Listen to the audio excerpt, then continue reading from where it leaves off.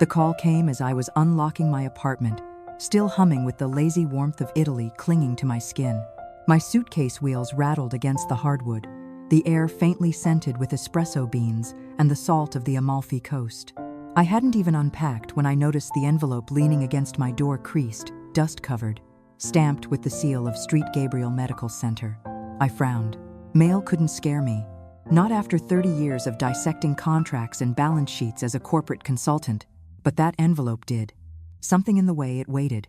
When I tore it open, the words hit like gunfire. Your daughter, Lena Lawson, Frost, is in intensive care. 6 words. That's all it took to shatter every illusion of control I'd ever built. The next moments blurred into muscle memory. Purse, keys, phone, elevator. The city outside was a smear of light and sirens. My reflection in the taxi window pale, almost ghostly. Please, not my Lena. At St. Gabriel, the smell hit me first, bleach and fear. I rushed to the reception desk, gripping the counter so tightly my knuckles went white. My daughter, I gasped. Lena Lawson. Frost. I just got this letter. The nurse Linda, according to her badge, typed quickly, her expression softening with recognition. Mrs. Lawson, we've been trying to reach family members all week. All week? My voice cracked. How long has she been here? She was admitted 6 days ago, Linda said gently. Car accident. Critical condition. 6 days. While I was sipping wine on a Parisian terrace, my daughter had been lying here, fighting for her life. Where's her husband? I demanded. Derek Frost. He should have called me immediately. Linda hesitated, glancing toward a colleague before meeting my eyes. He was here during admission. He signed the initial paperwork, but he hasn't been back. I stared at her, uncomprehending. He hasn't been back? She shook her head. We've called multiple times for consent forms and updates. No response. A sound left my throat, half laugh, half sob. Derek, charming, flawless Derek, had once convinced me he'd take care of her forever. He couldn't even return a phone call. Would you like to see your daughter now? I nodded, though the word see felt cruelly inadequate. Linda's tone softened. I should prepare you. She's sustained multiple injuries, head trauma, fractures, she's on a ventilator. The corridor stretched endlessly ahead, every step heavier than the last. The rhythmic beep-beep of machines filled the silence, an unholy lullaby. When we entered room 412, my breath stopped. Lena lay swathed in white, almost unrecognizable. Tubes trailed from her mouth and arms. Her right leg was suspended in traction, her left wrapped in plaster. A surgical dressing covered half her skull. Her once bright auburn hair had been shaved away in patches, her skin mottled with bruises. I pressed trembling fingers to my lips. Oh, baby. The machines answered for her. The ventilator hissed softly, keeping rhythm with the fragile rise and fall of her chest. She's been stable for 48 hours, Linda said, checking monitors. That's a good sign. Dr. Torres will update you soon. Stable. The word meant nothing. Not when her hand felt like ice in mine. Was she alone? I asked. No, Linda said quietly. Mr. Frost was driving. He had minor injuries. Minor injuries?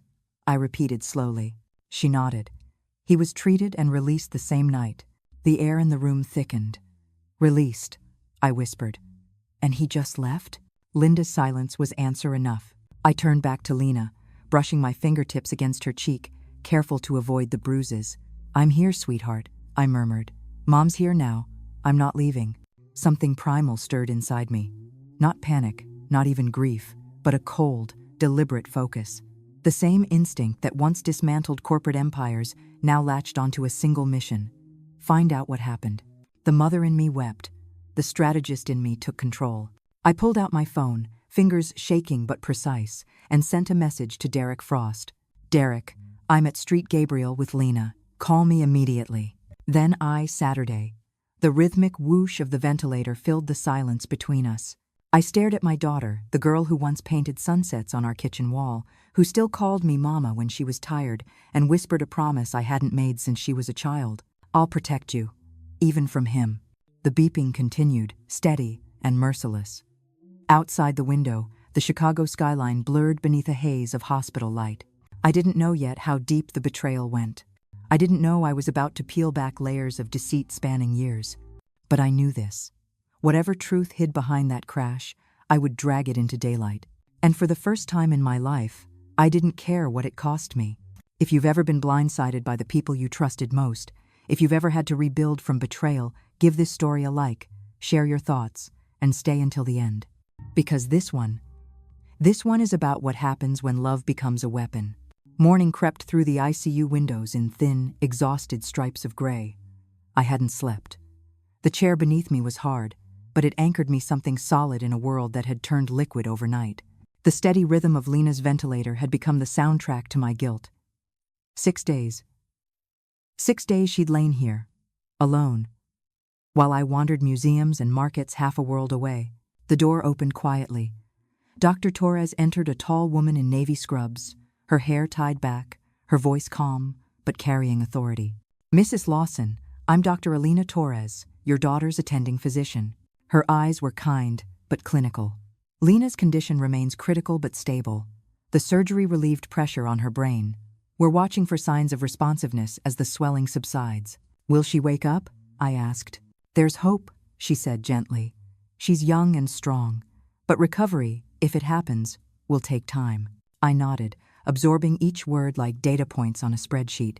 Then, as if on reflex, my business-trained mind reached for what it could control. "The police report. Do you have a copy?" Dr. Torres blinked, surprised. "The responding officer left documentation with administration. I can have it sent to you. Please do." When she left, I sat back, watching the pale curve of my daughter's hand beneath the IV tubing. Her wedding band gleamed faintly under the harsh fluorescent light. I stared at it until my stomach twisted. He hasn't come once. I reached for my phone and scrolled to Derek's contact. His smiling face stared back at me, a reminder of the charming grin that had once convinced me he was good enough for her. I dialed. Straight to voicemail. The message tone was bright, infuriatingly casual. "Hey, it's Derek. Leave it at the beep." "Derek," I said into the phone, my voice trembling. "I'm at the hospital. Lena is in critical condition. If you have a shred of decency left, you'll call me back." I hung up, then dialed again. This time the Chicago Police Department. The receptionist transferred me to the precinct that handled the crash. A man's voice answered, steady and professional. "Officer Reeves, this is Margaret Lawson. My daughter, Lena Frost, was in the Lakeshore accident last week. I need details." He hesitated. "Ma'am, I'm not authorized to discuss the case." "I'm her mother," I cut in, "and her husband's vanished. I need to know what happened." Silence, then a sigh. "The report lists Mr. Frost as the driver. The vehicle was traveling at approximately 92 miles per hour. His blood alcohol level was 0.11. I closed my eyes. 92. Drunk. What about my daughter? She wasn't wearing a seatbelt. She was partially ejected through the windshield. The impact fractured the steering column and dashboard, saved his life. Killed hers almost. His tone softened. "I'm sorry, ma'am. It's a miracle she's alive." "And him?" "Minor injuries. Released that night." My knuckles whitened around the phone. "Released," I repeated flatly. "Yes, ma'am. We've been trying to reach him for follow-up questioning, but no luck." "Find him," I said, voice low. "Because if you don't, I will." When I hung up, the room felt smaller. The air smelled of antiseptic and betrayal. I stood, forcing myself to pace. Motion kept the panic from winning. I glanced at Lena, my brilliant, stubborn girl, and something in me snapped into alignment. I couldn't fix her injuries, but I could expose the truth. I pulled my laptop from my bag and logged into my family accounts. A habit from my consulting days, I'd helped Lena and Derek open a shared fund when they married, a small safety cushion to keep their finances clean. Now, scrolling through the transactions, I froze. The pattern hit me instantly. Withdrawals. Daily. Starting the morning after the accident, thousands of dollars from their joint checking, then more from Lena's personal savings. The destinations varied. Miami hotel chains, upscale restaurants, luxury stores, then a payment to Harborline Yacht rentals. My breath stuttered. While my daughter lay in a coma, Derek Frost was partying on the Florida coast. Rage didn't come as heat, it came cold and clear. I didn't scream. I didn't cry. I simply opened my phone and called the one man who still owed me loyalty. "Lawson Financial, this is Ethan Morales." Ethan, it's Maggie. A pause. Maggie, you're supposed to be in Rome. What's wrong? My daughter's in intensive care. Her husband's vanished. I need a favor. Anything. I want you to pull every transaction tied to Derek Frost. Credit cards, loans, any accounts opened under my umbrella. Flag anything that looks off. And Ethan? Yes? Freeze every card he can touch. Effective immediately. There was no hesitation. Understood. You'll get an update within the hour. When the line went dead, I turned back to Lena's pale face. My fingers brushed the edge of her bandaged hand. I found him, I whispered. And he's about to find out what happens when you betray a woman who built her life on precision. The ventilator whooshed softly.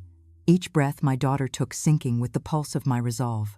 Outside, dawn broke over Chicago, a thin, cold light spreading across the skyline. I watched it rise and made my silent vow. This wasn't going to be a tragedy. It was going to be an audit. By noon, I'd transformed the corner of Lena's ICU room into a makeshift command post laptop open, notepad full, coffee gone cold beside my untouched breakfast. The chaos of emotion had burned off, leaving behind something cleaner, sharper, purpose. Ethan's message arrived right on time. Ethan Morales. All accounts linked to Derek Frost are now frozen. Multiple declined charges at luxury locations in Miami within the last 2 hours. Looks like someone's vacation is ending early. I allowed myself a thin smile. Good, I whispered. Then, a second message. Ethan Morales. Attached full transaction history for the last 90 days. You'll want to see this. I clicked open the file, and the screen filled with numbers that told a story clearer than any confession could. Expensive jewelry in Naples, designer clothing from Milan, 5-star resorts from Florida to Arizona. Some transactions tied to accounts I didn't even recognize, all funded through Lena's savings. It wasn't carelessness, it was calculation. The dates lined up perfectly. Every spike in spending matched moments when Lena had been vulnerable. A hospitalization for pneumonia 3 months ago. A brief trip she'd taken to see her old college friend. He'd waited for moments when her attention was elsewhere, then siphoned. This wasn't an accident. This was theft disguised as marriage. The next entry on the statement stopped me cold. Transfer to Clara Wynn $4,800. The name wasn't familiar, but the pattern was. Frequent, consistent payments every 2 weeks. I opened a browser and typed Clara Wynn Miami into the search bar. It took seconds. Her profile glowed across the screen. A wellness influencer. Mid-30s. Bronze tan. Surgically polished smile. Her latest post featured her on a yacht, champagne glass raised. The caption, "Seize the day, live without limits." My blood went cold. Because behind her, barely visible in the photo's reflection, was Derek. His hand holding the bottle, the same scar near his wrist. He wasn't hiding. He was celebrating. I enlarged the photo, jaw tightening. The yacht's name gleamed across the stern in white letters. Seize the day. It matched the charge on Lena's bank statement. The betrayal wasn't just financial now. It was almost cinematic in its arrogance. I opened my phone, snapped a picture of the screen, and texted Ethan. Maggie. Confirm if seize the day payment went through his joint account. Ethan. Yes. Paid in full. Roughly 72 hours ago. I stared at Lena's face, still motionless beneath the fluorescent light. He rented a yacht, I murmured. With your money, sweetheart, while you were fighting for your life. The anger didn't roar. It sharpened. Anger without direction is noise. Anger with a plan is power. I opened my contact list and called my bank directly. This is Margaret Lawson. I need full access authorization on all accounts linked to my daughter Lena Lawson, Frost, and her husband, Derek Frost. The banker hesitated. Mrs. Lawson, I'll need confirmation from me, I interrupted. Check the trust paperwork. I'm co-signer on her emergency access clause. Section 3B. A pause. Papers shuffling. Yes, ma'am. Found it. Then execute a full forensic review on their joint holdings. Every dollar out, every card swipe, every password change. Understood. Will this be for legal purposes? I looked at my daughter. Soon. When I hung up, I noticed movement at the door. Nurse Celia stood there, arms crossed gently. You've been at this for hours, she said. You should eat. I smiled faintly. Later, she hesitated. You're not like most parents I meet here. I don't have the luxury of falling apart, I said quietly. Not yet. She nodded. That might be what saves her. When she left, I opened a new document and began typing every piece of information. I had accounts, photos, timestamps. My fingers moved automatically, as if I were back in the boardroom building a merger case. Except this time, the merger was over. It took less than an hour for the next alert to ping my phone. Transaction declined. The Biscayne Marina, Miami, FL. Cardholder, Derek Frost. A second later, transaction declined Jewel, Vine Boutique, Miami Beach. And then another. 3 in a row. He was trying again and again, probably growing more furious with every beep of denial. Good, I thought. Let him stew. Let him wonder how quickly his empire of lies could crumble when one woman stopped believing in him. I typed another text to Ethan. Madje. When he calls customer service, record everything. I want every word. Ethan. You think he'll call? Madje. Oh, he'll call. Men like Derek always call when they lose control. I turned back to Lena, my chest tight with equal parts fury and love. Her hair, shaved and uneven, revealed the fine curve of her temple, her pulse faint but steady beneath the skin. You trusted him, I whispered. But don't you worry. I'm about to teach him what trust costs when it's betrayed. The room hummed with quiet machines. Outside, thunder gathered over the city like the beginning of a reckoning. I closed the laptop, exhaled, and whispered into the stillness. He picked the wrong mother to underestimate. By late afternoon, the storm that had threatened all morning finally broke. Rain lashed the hospital windows in sharp, relentless sheets, and the sound reminded me of the ocean, the day Derek and Lena were married, wild, unpredictable, full of promise. Only now, I could see it for what it was, the prelude to a hurricane. I was reviewing my notes when Ethan called. His voice came through the speaker low and tense. You were right, Maggie. He called the bank. I felt my pulse quicken. And he's furious. Claims there's been a mistake, that his wife gave him authorization. He tried to use her name, her social security number. But the system flagged the voice mismatch immediately. Did he say where he was? Caller ID pinged from Miami Beach. Of course. Ethan hesitated. He sounded panicked, Maggie. Not guilty, desperate. Desperation. That was good. Desperation made people careless. Forward me the recording, I said. And Ethan, make sure the fraud department logs this officially. I want a paper trail. Already done. I ended the call and pressed my fingertips against my temple. The fatigue was setting in, but I couldn't stop now. I had enough to expose Derek's financial betrayal, but not enough to prove intent. Not yet. The door creaked open softly. Dr. Torres stepped in again, carrying a clipboard and the faint scent of rain. You should rest, Mrs. Lawson. I will, I lied. She studied me a moment before lowering her voice. There's something you should know. Your daughter's vitals improved slightly. We're reducing her sedation tonight to test for neurological response. I exhaled a tremor I hadn't realized I'd been holding. She might wake up? Maybe. We'll know more by morning. It should have been the best news I'd heard in a week. But instead, a strange dread unfurled in me. Because if she woke up, she'd have to face the truth about the man she loved. After Dr. Torres left, I sat by Lena's bed, watching her face for signs of movement. I'd forgotten how young she still looked when she slept. My mind drifted back to the last time I'd seen them together, her hand in Derek's, both of them glowing at the dinner table, talking about their new house in Evanston. He'd looked at her like she was his world. And maybe she had been, until something better came along. The phone on the nightstand buzzed again. This time it wasn't Ethan. It was an unknown number. Miami area code. I answered, voice steady. Mrs. Lawson. A pause. Then his voice smooth, familiar, and slick as oil. Margaret. I froze. Derek, you froze the accounts. Smart of you to notice. You had no right. Lena authorized those transfers. Lena, I repeated coldly, is in a coma. She told me to use the funds, he stammered, but the charm was cracking. For medical bills, travel, things we needed. Travel? I cut in. To Miami? On a yacht called Seize the Day? The silence that followed was thick enough to taste. You've been checking up on me. I built an empire on checking, Derek. You should have remembered that before you tried to con my daughter. You think I wanted this? He snapped suddenly. You think I planned for any of it? The accident ruined everything. You have no idea what it's like. Try me. She's not the person you think she is, he said darkly. She kept things from you. From everyone. I was just trying to fix what she broke. My stomach tightened. What are you talking about? But he hung up. The line went dead, leaving only the hollow hiss of rain against glass. For the first time since this began, I felt something new: confusion. Doubt, even. Could there be more to this than I thought? I pushed the thought away. Manipulation was Derek's art form. Lies were his native tongue.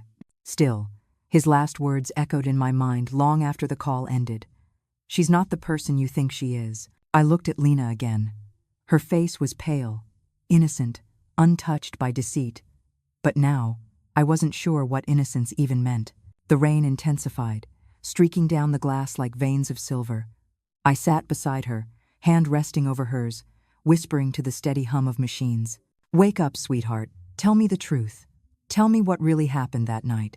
The storm outside raged louder, the sky tearing open as if the city itself could feel the weight of what was coming. The world had gone silent by dawn. The storm had passed, leaving behind that uncanny stillness that feels like a held breath the moment before revelation. I hadn't closed my eyes once. Every flicker of Lena's monitors had kept me tethered to the edge of fear. Then, at 6:14 a.m., the first miracle happened. Her fingers twitched. Just a faint tremor, barely visible beneath the bandages, but real enough to make my breath catch. I rose from my chair, heart pounding, leaning in close. Lena? No response.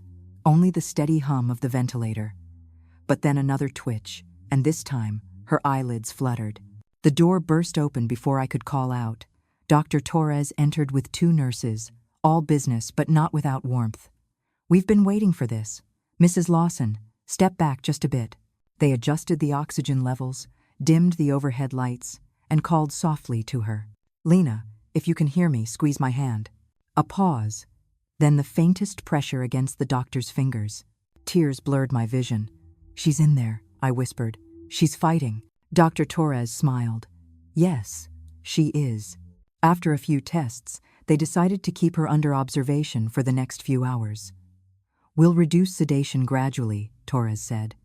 But don't expect full sentences yet. It takes time. I nodded, though my mind was already spinning. Time was the one thing we might not have. Not if Derek realized the walls were closing in. Once the room cleared, I sat back down beside Lena. Her lips moved slightly, dry and cracked.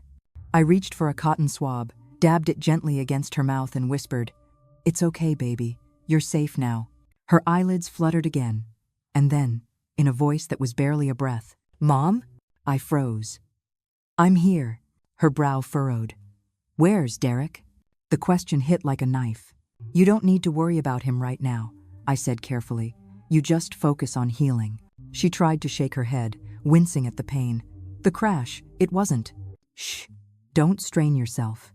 But she was shaking now, small, tremulous movements of denial. He said we'd fix it, but her breathing hitched, alarms flickering across the monitors. I pressed the call button, panic rising, but Dr. Torres rushed in before I could speak.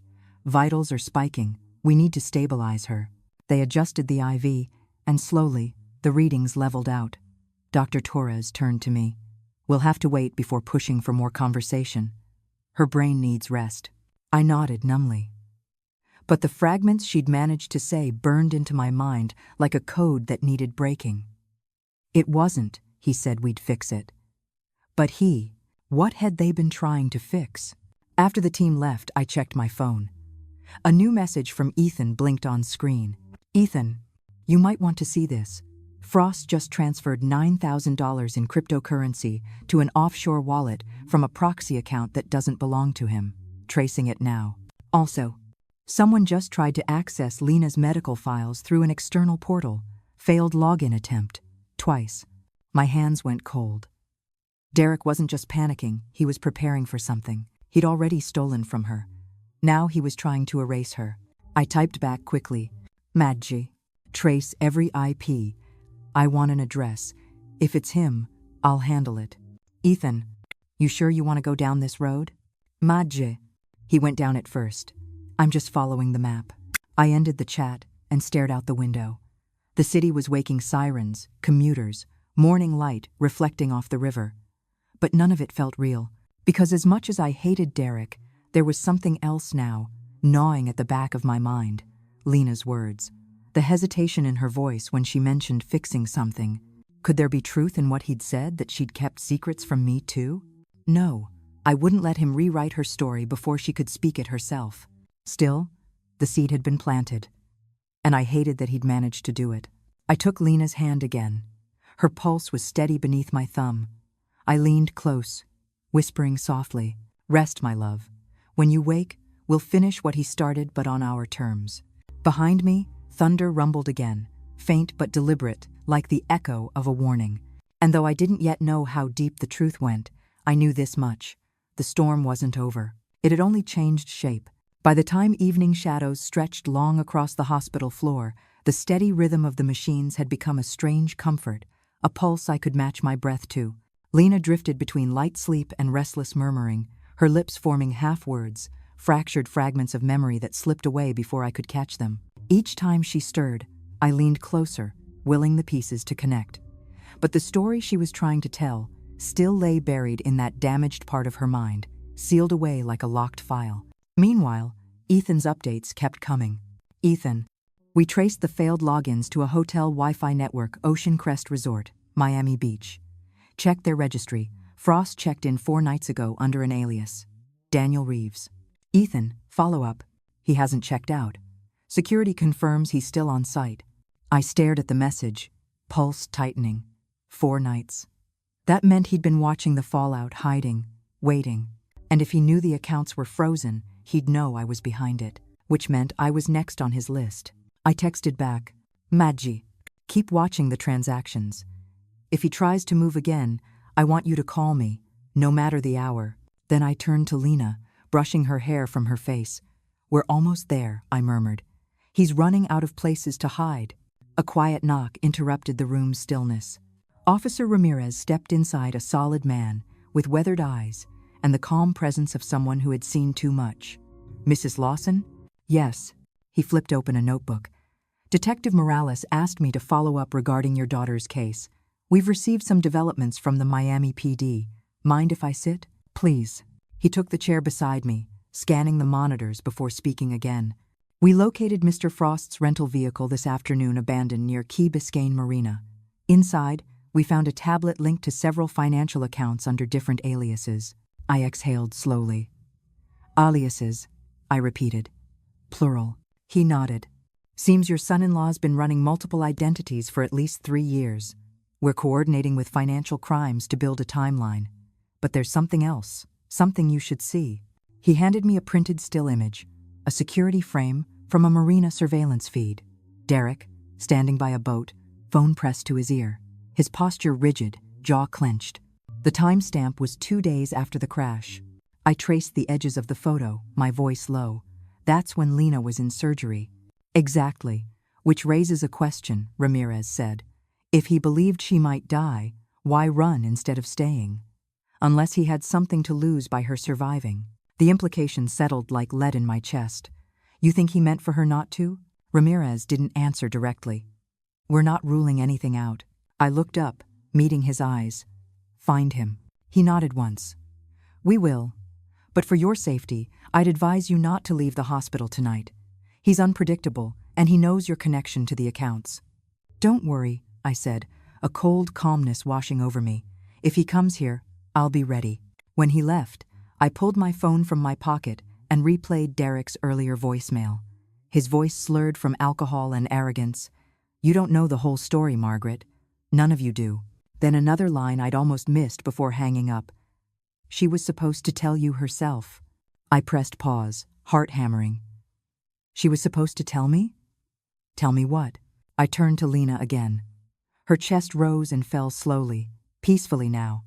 But something in my gut twisted. Because for the first time, I realized maybe he wasn't lying entirely. Maybe she had kept something from me. I hated the thought. At 11 p.m., the ICU lights dimmed to night mode. I closed my laptop and stretched my aching shoulders when my phone buzzed again, another message from Ethan. Ethan. Update. Frost's crypto transfer bounced. Destination wallet frozen by our partner bank. He tried calling from a different number, said he needed urgent access. His voice was off. Sounded like he was talking to someone else in the room. My blood ran cold. Madji. Someone else. Who? Ethan. Unknown. Female voice in the background. Young, American. My gaze fell to Lena. No, it couldn't be. He tooped again, fingers shaking. Madji? Send me the call log. Now. The recording arrived seconds later. I hit play. Static. Then Derek's voice, low and angry. It's not working.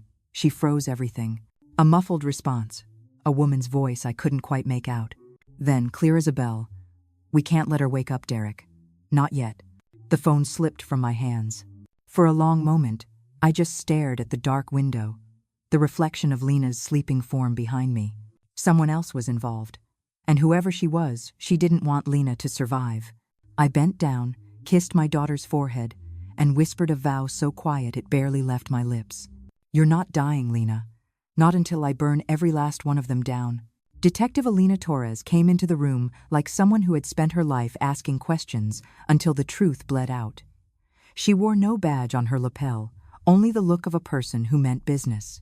When she introduced herself, her voice was steady and precise, the kind that made liars uncomfortable. I spoke with Miami PD and Key West, she said, taking the chair by Lena's bed. They've got him on their radar, but he's slippery. Multiple aliases, burner phones, offshore transfers. You were right to freeze the accounts, Mrs. Lawson. You'll have their gratitude in evidence forms soon. I told her about the yacht photos, the transfers to Clara Wynn, the failed logins traceable to Ocean Crest Resort. She listened and nodded, but it was the recording Ethan sent Derek arguing with someone while referencing she and not yet that made her face harden. Play it again, she asked. When the muffled female voice came through the tiny speaker, thin, certain, frighteningly cold, Alina's jaw tightened.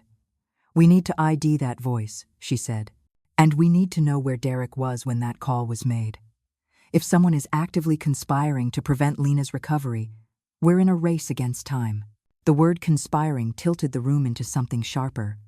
I'd been hungry for retribution, now the hunger included fear. Someone else wanted Lena dead. Someone who'd been in Derek's ear at the exact moments he made desperate, terrible choices. The question that clawed at me was, who was the woman in the background, and how many other lives had she bargained away?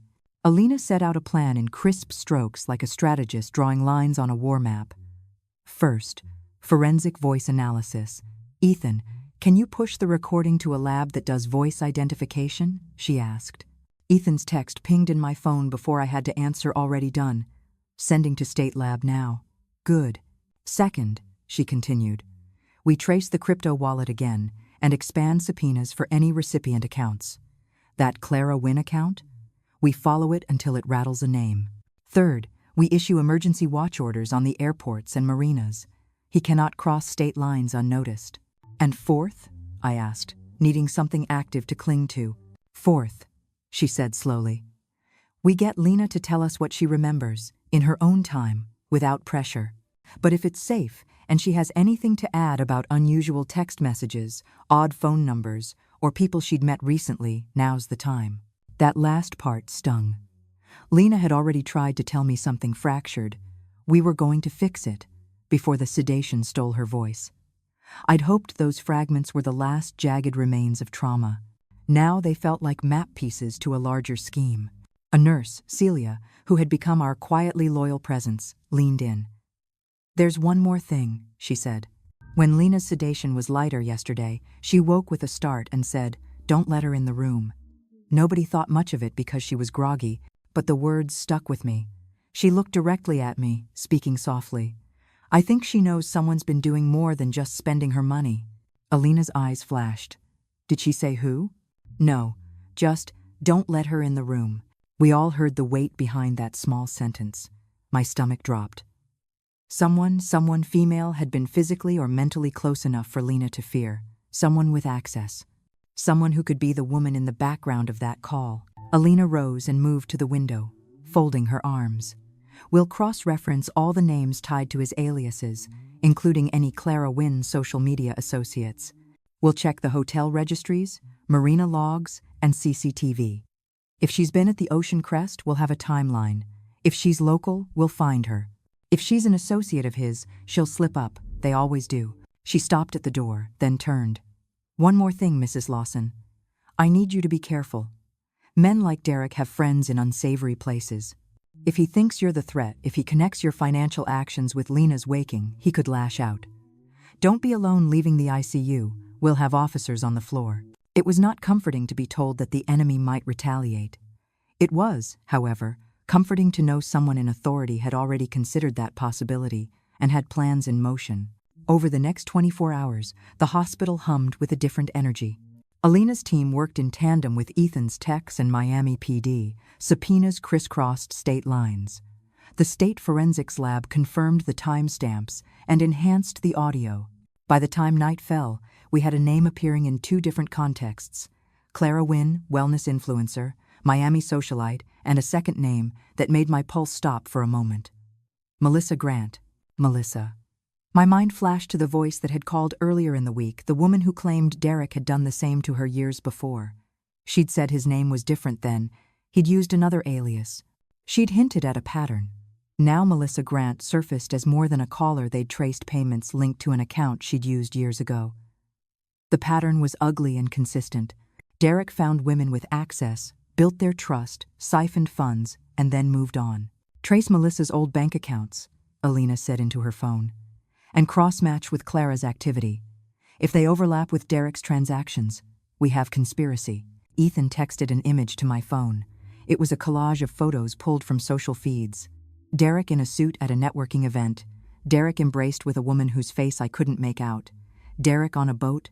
And then, chillingly, Derek in a dark jacket, speaking with a woman in a coral dress whose posture, profile, and the tilt of her chin matched the blurry figure in the marina surveillance still. The background tagline on the influencer's post matched the yacht's name I'd seen earlier. My throat closed. This was no single betrayal. It was an enterprise built on deceit. That night, Lena stirred again. Her eyelids fluttered, and she mouthed words without sound. I leaned in close, holding my breath. "Lena," I whispered. "Who is she? Who were you afraid of?" Her eyes opened briefly, clouded, searching, and for a moment she looked at me with full recognition, a raw look of trust edged with pain. But the words wouldn't come yet, not fully. She blinked, then closed her eyes and drifted. Alina squeezed my hand. "She'll tell us when she's ready. In the meantime, we keep pushing. We're close, Mrs. Lawson. We're close." I wanted to believe her with everything in me. The thought of the female voice, sure, it was terrifying, but it was also empowering. If there was a woman involved, she could be another link to prove Derek's pattern. We weren't just chasing a man, we were undoing a small network. I sat back in the chair and let my eyes travel to Lena's wedding band, the tiny circle of metal heavy with betrayal and irony. I'd once imagined that ring sealed a partnership built on love. Now it marked the line between the person I cherished and the people who'd tried to erase her. Outside, the city lights dimmed into a deep hush. Inside, the machines kept their steady beat. I let out a long breath and whispered into the night, "Find them. Bring them here. Make them answer. Lena will wake, and when she does, we will not only expose them, we will end them." The next morning, the hospital hummed, with a different kind of momentum. Lawyers' emails threaded through medical updates, Ethan's messages pinging like metronome beats, and Alina's calm, efficient presence cutting through the static like a lighthouse. Lena slept in intervals, her face softened by morphine and the residual fog of trauma, but the thread that connected us to the outside world, our growing net of proof, tightened by the hour. Then my phone rang. The caller ID showed a number I didn't recognize, labeled only as unknown. I checked Lena's monitors with a perfunctory glance and answered, because at this point even unknown numbers might be lifelines. "Mrs. Lawson?" A woman's voice, hesitant at first, then steadier. "Hi, this is Melissa Grant. I spoke with you the other night. I saw the story about Lena. I thought you should know more." I felt a cold spike of recognition. Melissa, her name had appeared in Alina's file as one of the accounts that matched Derek's pattern. I'd assumed she'd be a dry, procedural witness. Instead, her voice was worn, as if she carried the bruise of past harm. "Melissa," I said carefully, "thank you for calling. Are you able to come in? Detective Torres is coordinating interviews." My throat had gone tight with a mixture of gratitude and dread. Grateful for help, dread for the stories it might reopen. "Yes," she said, "I can be there in an hour." When she arrived, she was smaller than I'd imagined, wrapped in a gray cardigan and carrying a canvas tote. She moved with a guarded gait, like someone who had been startled too many times for comfort. We met in the family conference room, a neutral space, quiet and safe, and I watched her as if she were a fragile bird. "You told me you were engaged to him," I began, because the obvious question had a way of making silence louder. Melissa nodded, her fingers worrying the strap of her bag. "I was. Jason then. He used Jason, he likes to change names. We were together for about a year. He was charming, and he knew how to make me feel seen. He called it destiny." Her mouth twitched in something like bitterness. Then the money started disappearing. She told her story in a series of halting breaths, each sentence carrying the weight of embarrassment and relief. He'd set up accounts in his name and hers, small transfers at first. Gifts he claimed came from his new business success, loans she'd co-signed to help him seize an opportunity. Later, when she voiced worries, he'd blame her for being suspicious, calling her paranoid. By the time she'd realized the scale of the theft, she had nothing left but a credit report full of red marks. "He got this life insurance policy too," Melissa said quietly, sliding a folded piece of paper across the table. An old printout she'd kept from the time she tried to confront him. "Signed me as a beneficiary initially, then changed it. He argued it was for our future. I was naive, Mrs. Lawson. I thought love covered all the stupid things." Her hands trembled when she said naive. I wanted to wrap a hand around hers and tell her it wasn't her fault, that predators build trust before they exploit it. But I said nothing. The words never seemed quite adequate. "And the crash?" I asked, because our shared thread had to be pulled taut. "What happened for you?" She swallowed. "There was a night, driving on the coastal road. He'd been drinking, texting. I told him to slow down. He laughed, said I was overreacting. The next thing I remember is waking up in a hospital with broken ribs and a head wound. He walked out that night as if nothing had happened. The police told me it was an accident. I tried to press it, but without evidence. It was my word against his charm." She looked up at me, tears at the edge of her eyes. "I reported fraudulent accounts afterward. They'd taken what they could, and then he disappeared. I thought it was over. I thought I was lucky to be alive. But then I started seeing papers. A brand new life insurance policy here, payments there. He kept moving on to someone else." Her voice cracked on the word someone. I felt every scar in her recounting as if it were a fresh bruise on my own ribs. There was a rhythm to her pain that matched Lena's chaotic, then methodical, then catastrophic. Derek wasn't a one-off. He was a pattern. "What made you call now?" I asked, though part of me already knew. We had become a beacon. Once one woman lit the match, others might follow. Melissa steadied herself. "I saw Lena's name in a news blurb. I couldn't believe it, another woman. I kept hoping she was wrong, but when I recognized the method, the life insurance, the sudden trips, the way he blamed me when I questioned him, I couldn't stay silent." She swallowed, the admission raw. "I hid a lot because I was ashamed, and because I paid for my mistakes in more ways than one. But I could have helped you earlier if I'd only had the courage." "You have the courage now," I said, and it was not empty praise. She nodded, a small, grateful flicker. Detective Torres entered then, calm and professional, and thanked Melissa for coming forward. "Your testimony could be critical in establishing pattern and intent," she said. "If Mr. Frost has done this to more than one woman, that helps us show it wasn't an accident. It's predation." Melissa's eyes hardened with a resolve I hadn't seen at the start of our meeting. "I want him to answer for it," she said simply. "He walked away from me when I was bleeding and left me to piece my life back together. He can't do that again." We arranged for her to give a formal statement to Detective Morales later that day. Before she left, Melissa hesitated, a tremor in her hands as she reached into her bag. She handed me a small envelope. "I kept everything," she said. "Receipts, messages, Bank statements. It's not much, but it's what I have. The envelope was heavy with paper evidence she'd preserved, despite the pain it dredged up.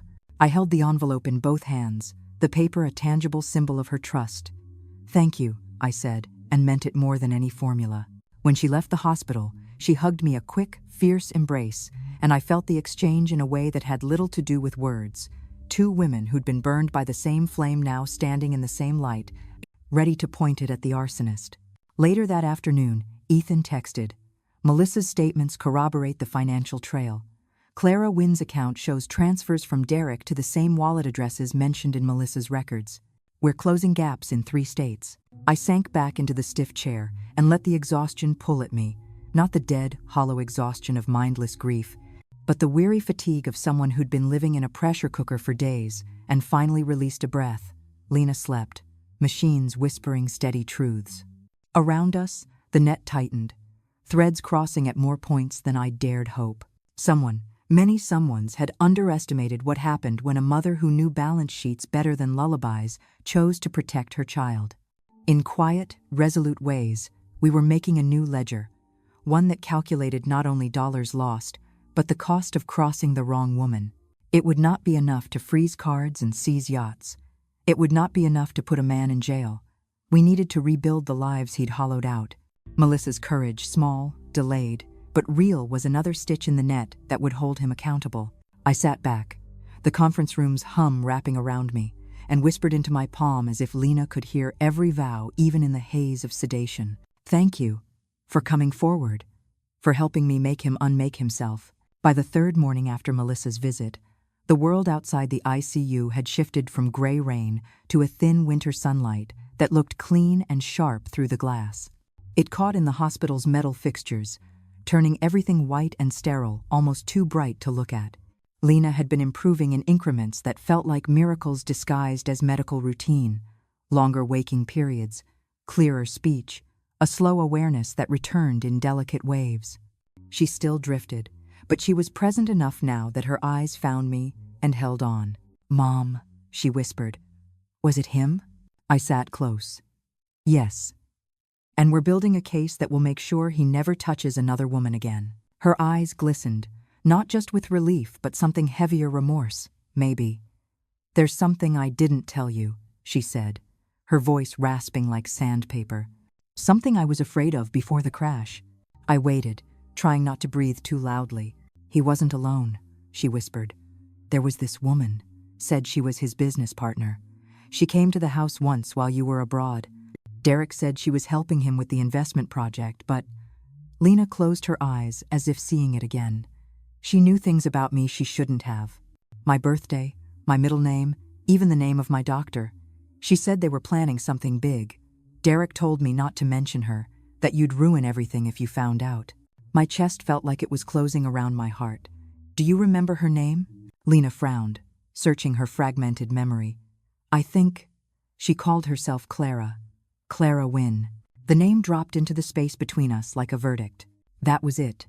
Proof from Lena's own mouth that Clara wasn't just some woman Derek had fled to, she was in it with him. I touched her hand gently. "You did the right thing telling me, sweetheart. Rest now.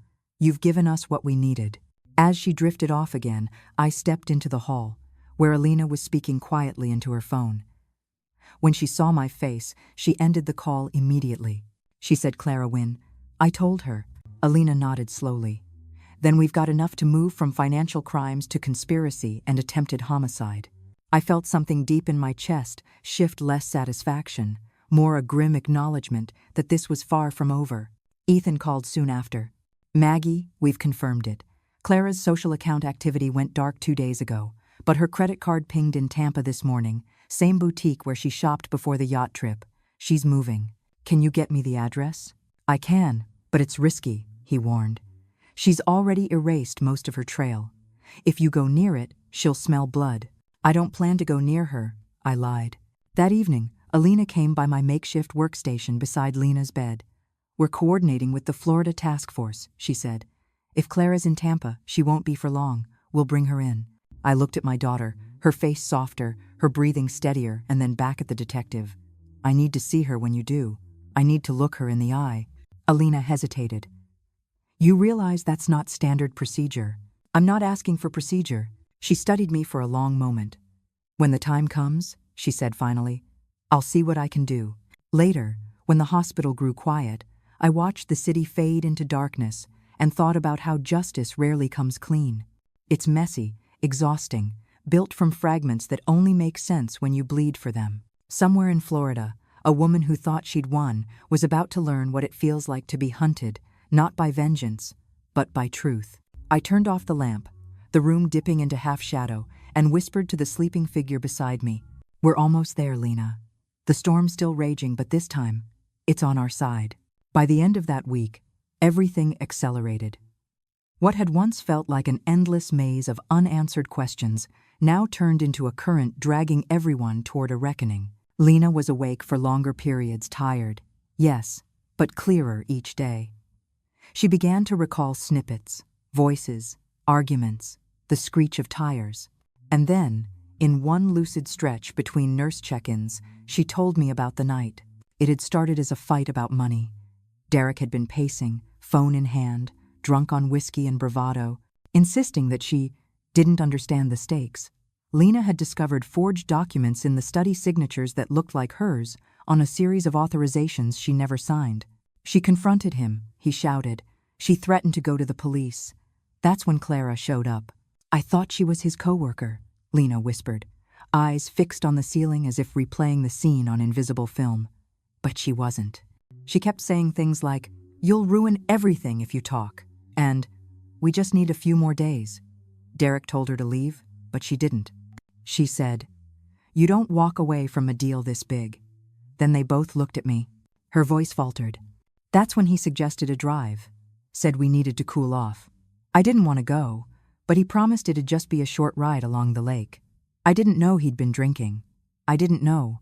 The tears came fast, unstoppable. I held her hand, as if the strength of my grip could keep her from drowning in the memory. You don't have to go further, I murmured, but she shook her head. I need to finish. She described how, halfway down Lakeshore Road, he'd taken a call she was sure it was Clara. He'd kept saying, It'll work, just wait, and the policy clears at midnight. She'd begged him to slow down, but he only pressed harder on the gas. The last thing she remembered was the headlights spinning and Derek's voice shouting, It's too late now. When she fell silent, I realized I'd been holding my breath for nearly a minute. Alina arrived moments later, notebook ready, her professional detachment softening only slightly when she saw Lena's tears. The testimony was recorded carefully, gently, the way you might handle an artifact that could crumble with too much pressure. When it was done, Alina closed the recorder. That was brave, Miss Lawson. I know how hard that was. We'll corroborate everything you've shared. Between your statement, Melissa's evidence, and the financial trail, this case is now airtight. Lena exhaled shakily. He's still out there. Not for long, Alina said. Miami PD found surveillance of Clara Wynn buying ferry tickets to Key West under a fake name, Laura Jensen. She's been on the run for 48 hours, and we believe Derek's with her. The Coast Guard's on alert. Ethan's text arrived seconds later. Ethan. Confirmed. Clara's alias traced to Marina in Key West. Same rental slip as Derek's abandoned car. Local police in pursuit. Looks like they're heading for open water. For a moment, I thought of the irony. The same ocean that once symbolized freedom for their yacht parties now becoming a cage they couldn't escape. Alina turned to me. I'll be heading down there with the task force. You should stay here with your daughter. We'll contact you once they're in custody. I nodded, but something in me rebelled. For months, my world had been a room full of machines, waiting for others to act. Now, I wanted to see this through, to stand at the edge of his unraveling. Still, I looked at Lena and said softly, I'll stay. Her eyes fluttered open again. Mom, promise me something, anything, when it's over, when they're gone. Don't let this be all you remember. Promise me you'll live again, for both of us. Her words sank deep, heavy with wisdom. She shouldn't have had to learn this young. That night, I sat by her bed while the city slept and prayed not for revenge, but for justice clean enough to start over. I imagined the headlines that would follow. Conman and accomplice arrested after attempted murder scheme exposed. But I didn't need headlines. I needed closure. Around midnight, my phone buzzed. A message from Alina, short and clear. Alina, they're in custody. Both alive. Interrogations begin at dawn. I stared at the screen until the words blurred. Then I reached for Lena's hand, whispering into the dark. It's done, sweetheart. The storm has broken. And this time, we're the ones still standing. The morning after their arrest, the air in the hospital felt lighter, different. The nurses were still busy, the monitors still beeped in their rhythmic duet, but the tension that had coiled itself around every corner seemed to loosen. When Alina called just after sunrise, I could tell from her tone that she'd barely slept. We got them at the Key West Marina around 3 a.m., she said. They tried to bribe a captain to take them into international waters. He recognized them from the alerts and stalled long enough for the local authorities to move in. No resistance. Derek's been quiet so far. Clara's already talking. Talking? I repeated. About what? That's what I was calling about. Alina's voice lowered, professional but edged with fatigue. You might want to sit down. I was already sitting, but I gripped the phone harder anyway.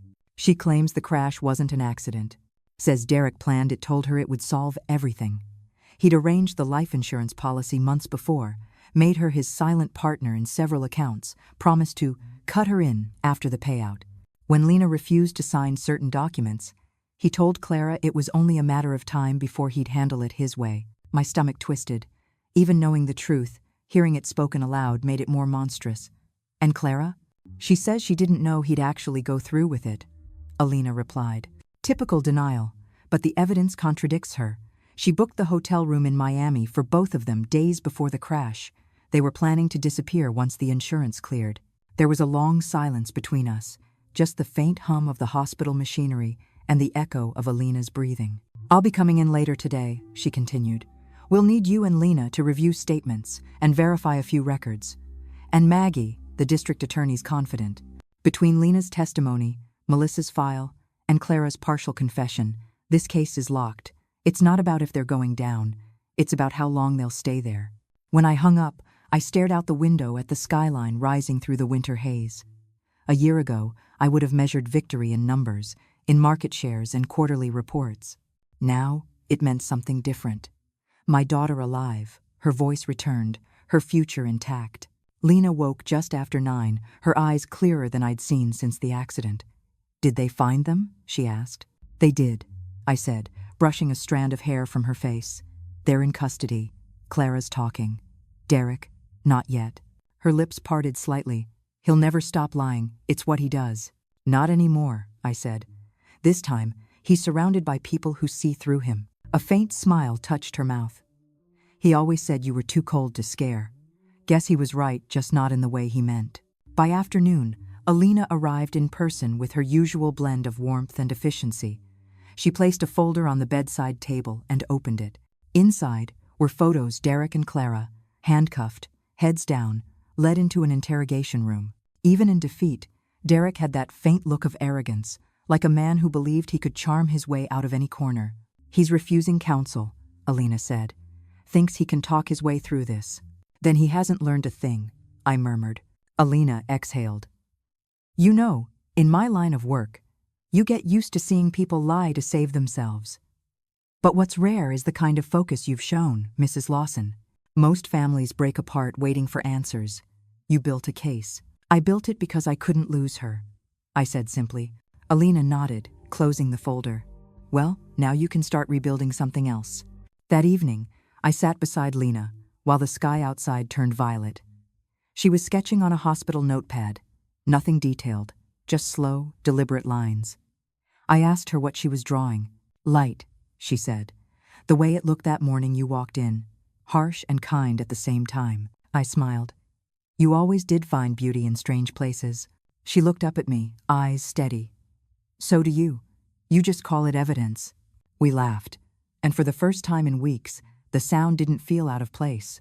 Before leaving for the night, Alina stopped by again. The arraignment's set for tomorrow. You'll get a call from the district attorney about your statement. We'll keep security here tight until it's done. Thank you, I said, and meant it. When she left, I turned back to Lena. She was already dozing again, her features soft, peaceful. I reached for her hand and whispered, "You did it, sweetheart. You fought your way back." Outside, the city lights shimmered like distant stars reflected in dark water, and I realized the storm had finally moved offshore. But deep down, I also knew. Every ending leaves a tide behind, and when the tide recedes, it reveals what was buried underneath: proof, scars, truth. Tomorrow, the world would see his face in the news. Tomorrow, justice would have a name. But tonight, it was just me and my daughter, breathing in sync under the hum of machines that had once kept her alive. "Rest, my love," I whispered. "You've earned your peace, now let me earn ours." The courthouse smelled like old paper, and fear, the kind of fear that comes from people who thought they'd never be caught.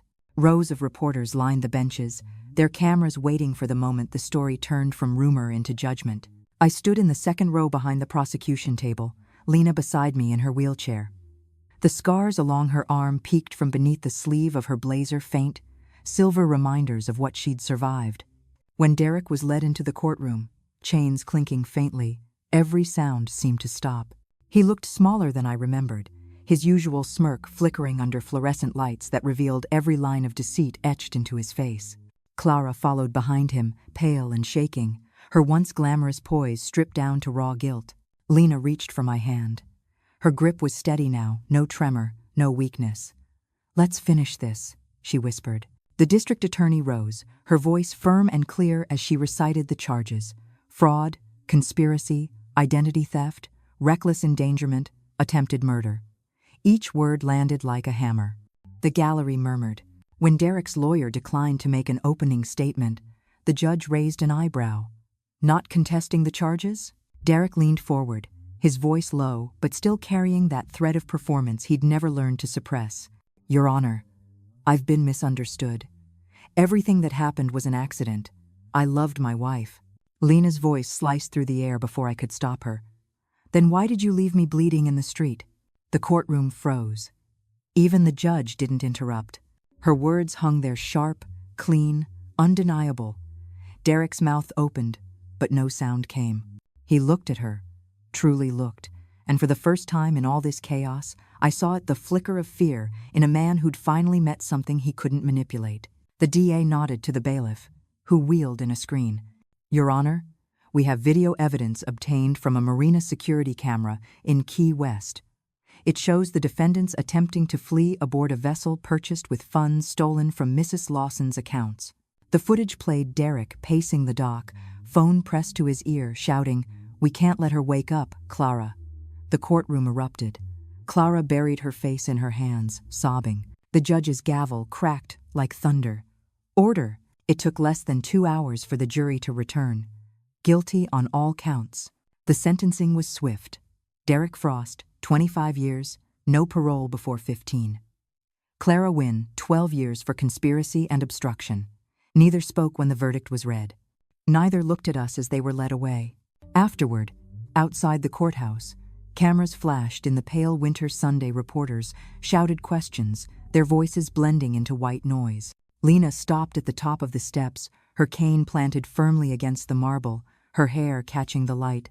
When a young journalist asked what she wanted others to take from her story, Lena paused. "That silence protects no one," she said simply. "If you're in pain, speak. If you're in danger, run. And if someone tells you love means control, walk away before it's too late." Applause broke out, spontaneous, messy, real.